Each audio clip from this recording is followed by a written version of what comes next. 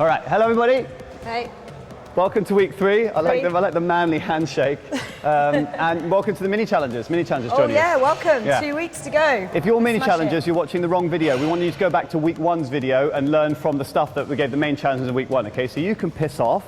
Week 3 challenges, welcome. Okay, we're going to talk a little bit about food labeling because a lot of the stuff we're doing in the roll calls is going to be about food labeling. Now, this is what's happened with food.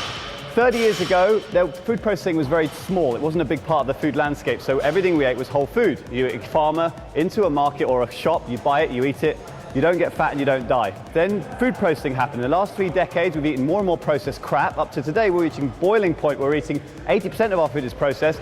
Nutritional content is down very low, and the calorie content is very high, so we're getting sick and we're dying. Now, at this point, human beings have started to realize, and you've probably noticed this, that there's more and more need to change the food to make it healthier. We have to eat healthy food. They've linked sickness with bad food, which is correct. But what the food companies have done, and this is the key, instead of giving us healthy food, all they've done is they've labeled their unhealthy food as healthy, which is why you see, everywhere you see sheaths of corn, ticks, wholemeal goodness, 1 of your 5 a day, and all the other bullshit that you see pretty much on all the processed junk. One more point, I'm going to pass over to Cracky.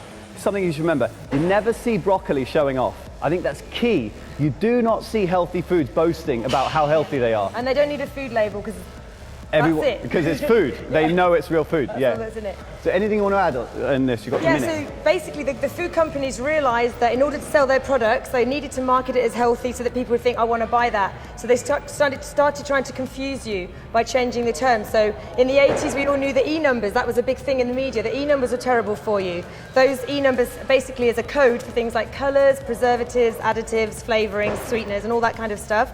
So instead of putting E102 or whatever, they actually then started putting the chemical name down for it, just so that you won't think, you thought that product doesn't have any E numbers, you're looking, you don't find any E numbers.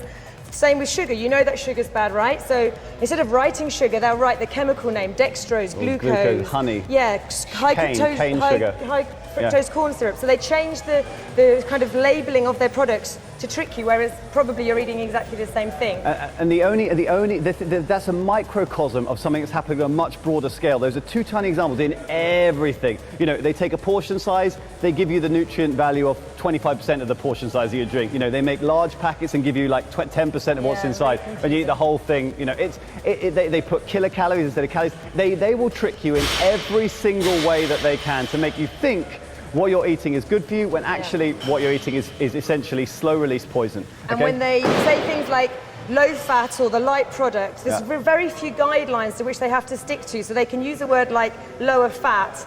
Actually, okay, they've taken a bit of fat out, but to make it taste decent, they've had to whack a load of other things in, so the calorie content may be the same, and it's only lower in fat than their original very high fat product anyway. So that's something to very much bear in mind when you're in your supermarkets and when you're buying your food. Okay, we're going to do a very quick, I'm talking 45-second workshop on burpees, and we're going to explain the exercise.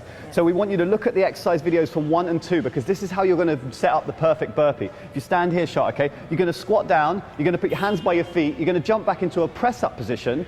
Here you're going to do a press-up that we taught you, which is hips and chest dropping at the same time in the line of your hands. You're going to jump in on flat feet. You're going to jump up and clap. One more time. Hands down, jump out, stop now, knees down. Now do a press up, okay? Jump in, jump up and clap.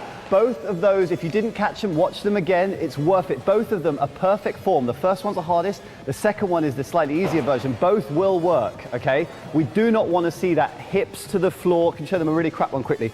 Okay, where you jump out, hips to the floor fast, chest to the floor, then you jump in, you talk all sorts of pressures to the spine, and you don't work the muscles you're trying to work.